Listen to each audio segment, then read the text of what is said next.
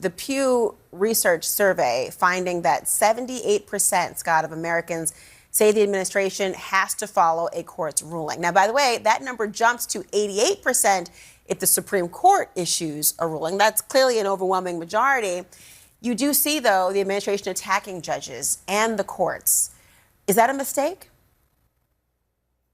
Well, first of all, the president has said he will follow the Supreme Court's decisions. He's always said that about all of these cases. They may have some differences of opinion about the rendering of certain decisions and how to handle and implement certain decisions, but the president has always said he's going to follow the decisions. Now, I do think that these individual district court judges that are being selectively shopped by people who oppose the president, trying to issue nationwide injunctions and stop the president from governing, I think that's a real problem. I mean, it's a constitutional crisis, in my opinion, for these individual district court judges to try to tie up Donald Trump. I mean, it's obvious what they're trying to do, which is to run out the clock until he's no longer in office. It's sort of what the Democrats did the first time around. They don't want him to be able to govern. Now, the Supreme Court, as you pointed out in the polling, people have a lot of respect for it, and so does President Trump. So I really do think that if he's allowed to govern, if he's allowed to do the things that he ran on, if he's allowed to continue to, deport illegal aliens, if he's allowed to continue to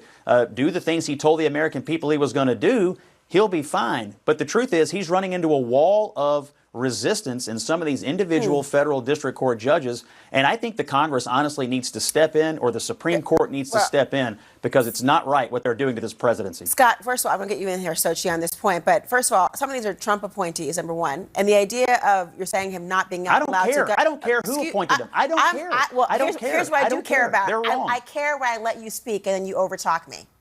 So here's the point that I was making. Some are appointed by Trump. And number two, the idea of not having them be able to govern when they're actually talking about assessing the injunctive relief. Sochi, these are sometimes temporary measures to then fully evaluate the actual claims that are being made before the court. It doesn't mean that the administration was going to lose, but to put a pin in an injunctive relief. And to that end, the Supreme Court, at least two justices, have said they want to explore the notion of nationwide injunctive relief. But if the president criticizes their authority and undermines their credibility, they might not be followed, which is going to be a death knell for the law in this country. But